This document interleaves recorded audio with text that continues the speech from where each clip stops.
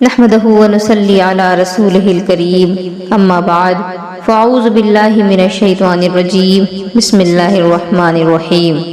معزز سامعین و سامعات، السلام علیکم ورحمۃ اللہ وبرکاتہ۔ ماہ ذی الحجہ یعنی کہ اسلامی مہینے کا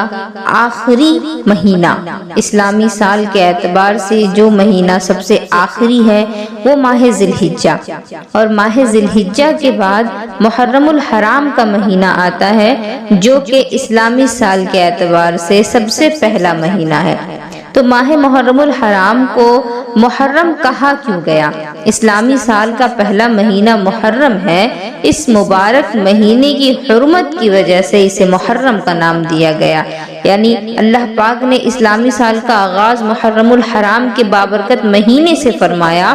اور ہمیں اس میں اجر و ثواب اور خیر و برکت کے کثیر موقع عطا فرمائے۔ اس مہینے میں نیکیوں کا ثواب بڑھا دیا جاتا ہے، اور اللہ رب العزت اپنے بندوں پر مہربانیاں فرماتا ہے، ان کے گناہوں کو بخشتا ہے۔ میری گزارش ہے کہ اس بیان کو پورا ضرور سنیں تاکہ محرم الحرام آتے ہی آپ یہ سارے کام کر سکیں اور ثواب دارین کے حقدار بن سکیں۔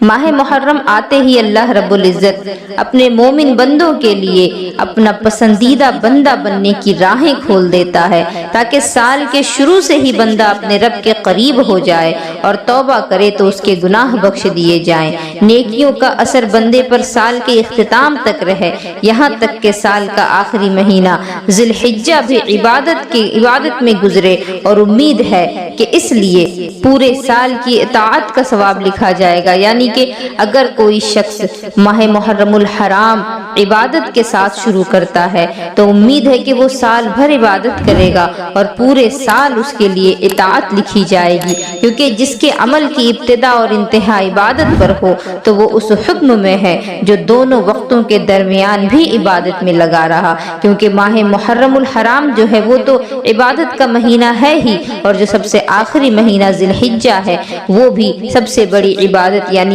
حج کی عبادت کا ثواب اللہ رب العزت اس مہینے میں بندوں کو عطا فرماتا ہے، جن کے حج کو وہ قبول فرما لیتا ہے۔ تو ماہ محرم سال کا پہلا مہینہ، ماہ ذی الحجہ سال کا آخری مہینہ، اور یہ دونوں مہینے حرمت والے ہیں۔ ان دونوں مہینوں میں اگر بندے نے عبادت میں ان مہینوں کو گزارا ہے تو پھر باقی کے جو 10 مہینے رہ گئے ان میں بھی اللہ رب العزت نے چاہا تو بندے کو ثواب عطا فرمائے گا۔ ایک شخص حضور نبی کریم صلی اللہ تعالی علیہ وسلم کی بارگاہ میں حاضر ہوا اور عرض کی، یا رسول اللہ صلی اللہ تعالی علیہ وسلم، رمضان کے علاوہ کس مہینے میں میں روزہ رکھوں؟ اس پر نبی پاک علیہ الصلوۃ والسلام نے ارشاد فرمایا کہ اگر تم نے رمضان کے بعد کسی مہینے کے روزے رکھنے کے لیے تم نے سوچ ہی لیا ہے تو محرم کے روزے رکھو، کہ یہ اللہ پاک کا مہینہ ہے، اور اس مہینے میں ایک دن ہے جس میں اللہ پاک نے ایک قوم کی توبہ قبول فرمائی، یعنی پوری قوم کی توبہ قبول فرما لی گئی،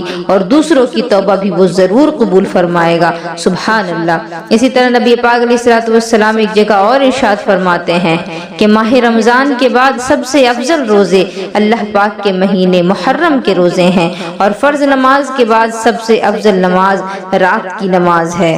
حضرت سیدنا ابو عثمان نہدی رحمۃ اللہ علیہ فرماتے ہیں کہ صحابہ کرام 3 عشروں یعنی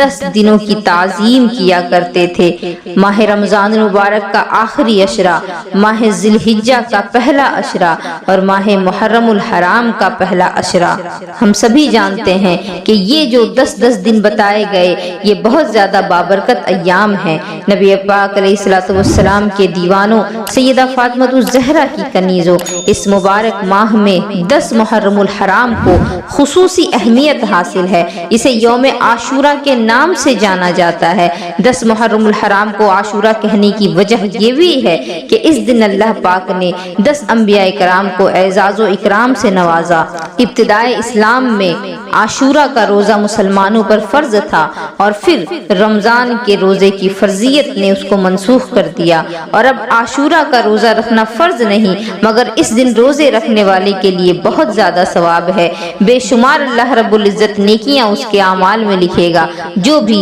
ماہ محرم الحرام کی 10ویں تاریخ یعنی عاشورہ کے دن روزہ رکھے۔ نبی پاک علیہ الصلوۃ والسلام نے فرمایا کہ مجھے اللہ پاک پر گمان ہے کہ عاشورہ کا روزہ 1 سال پہلے کے گناہ مٹا دیتا ہے، اور عاشورہ کا روزہ 1 سال کے روزوں کے برابر ثواب دیا جاتا ہے۔ نبی پاک علیہ الصلوۃ والسلام نے ارشاد فرمایا کہ عاشورہ کے دن کا روزہ رکھو اور اس میں یہودیوں کی مخالفت کرو، عاشورہ کے دن سے پہلے یا بعد میں 1 دن اور روزہ رکھو، یعنی یا تو 9 محرم الحرام اور 10 محرم الحرام دونوں دنوں روزہ رکھے جائیں، یا پھر 10 کو اور 11 کو رکھے جائیں، کیونکہ جو یہودی ہیں ان کا یہ طریقہ ہے کہ وہ 10 کو روزے رکھا کرتے ہیں اور صرف وہ 1 ہی روزہ رکھتے۔ تو نبی پاک علیہ الصلوۃ والسلام نے ہمیں تلقین کی کہ ان کی مخالفت ہمیں کرنی ہے، تو ان کی مخالفت ہم اس طرح کر سکتے ہیں کہ یا تو 2 روزے رکھے جائیں 9 تاریخ اور 10 تاریخ کے، یا پھر 10 اور 11 کے روزے رکھے جائیں۔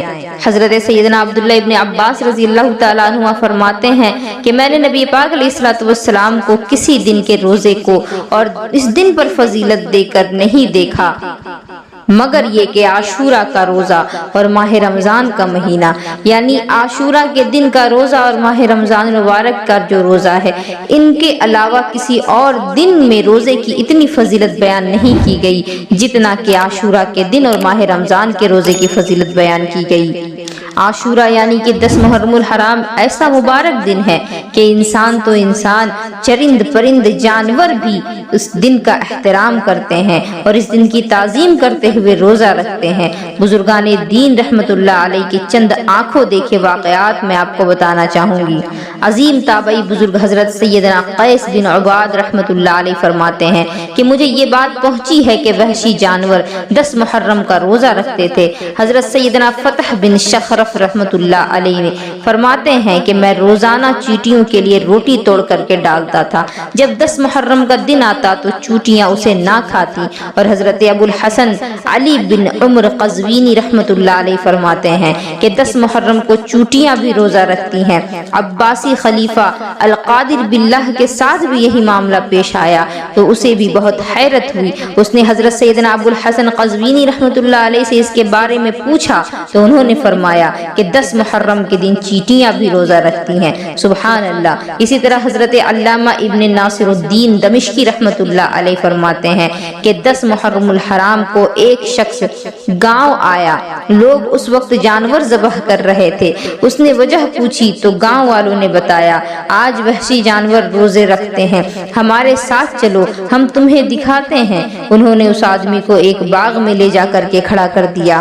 اس کا بیان ہے کہ عصر کے بعد ہر طرف سے وحشی جانور آنے لگے اور باغ کو گھیر لیا۔ ان کے سر آسمان کی طرف اٹھے ہوئے تھے، کسی ایک نے بھی اس گوشت میں سے کچھ نہیں کھایا۔ جو ہی سورج غروب ہوا وہ وحشی جانور گوشت پر ٹوٹ پڑے اور جلدی سے سب کچھ کھا گئے۔ ماہ محرم الحرام سال کا ابتدائی مہینہ ہے، تو ابتدائی مہینہ شروع ہوتے ہی ماہ محرم الحرام کا چاند نظر آتے ہی سب سے پہلے یہ دعا پڑھ لی جائے۔ نبی پاک علیہ الصلوۃ والسلام جب کبھی بھی چاند دیکھا کرتے تو اس دعا کو پڑھتے، اللہم اہلہ علینا بالیمن والایمان والسلامۃ والاسلام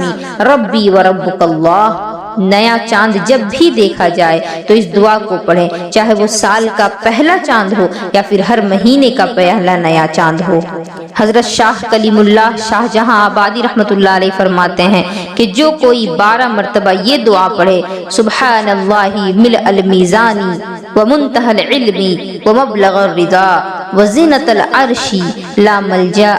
ولا منجا من اللہ الا الیہ، سبحان اللہ عدد الشفع والوتر وعدد کلمات اللہ التامات كلها اسألہ السلامة برحمته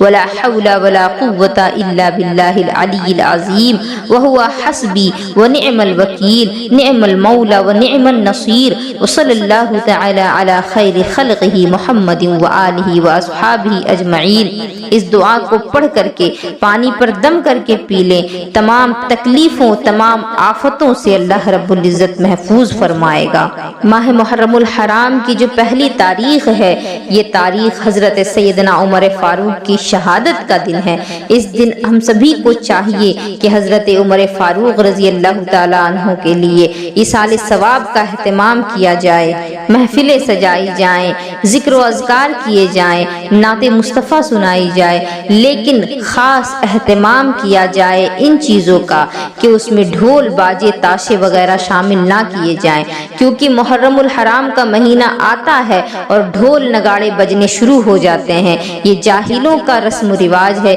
یہ جاہلانہ رسومات آج ہمارے معاشرے میں پھیل رہی ہیں اور بہت حد تک پھیل چکی ہیں۔ اس پر ہمیں قابو کرنے اور اس پر کنٹرول کرنے کی ضرورت ہے، ورنہ اگلی جو نسل ہماری ہوگی وہ نہ جانے کن کن گناہوں میں مبتلا ہو جائے گی۔ محرم حرمت کا مہینہ ہے تو اس کی حرمت کی پامالی ڈھول بجا کر کے نہ کی جائے،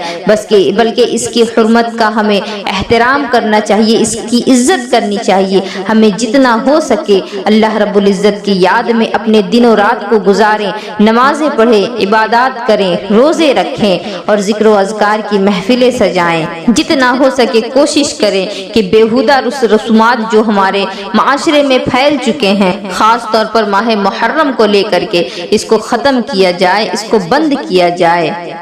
یہ ہمارا طریقہ نہیں بلکہ یہ بد مذہبوں کا طریقہ ہے، اور نوحہ کرنا، مرثیہ پڑھنا، سینہ کو بھی کرنا، یہ ساری چیزیں شیعہ لوگوں کا طریقہ ہے۔ تو ہمیں ان سب سے بچنا چاہیے، توبہ کرنی چاہیے۔ انشاءاللہ العزیز اس پر اور بھی بیانات آپ سبھی کے لیے آئیں گے۔ میں امید کرتی ہوں کہ اس بیان سے آپ سبھی کو ضرور فائدہ پہنچے گا۔ اگر آپ کو ماہ محرم الحرام کے حوالے سے اور بھی بیانات چاہیے اور کس موضوع پر چاہیے تو آپ وہ ہمیں کمنٹ کر کے پوچھ سکتے ہیں۔ انشاءاللہ ان چیزوں کا خیال رکھا جائے گا اور ان پر بیانات ضرور آئیں گے۔ وآخر دعوانا ان الحمدللہ رب العالمین وما علینا الا البلاغ۔ السلام علیکم ورحمۃ اللہ وبرکاتہ۔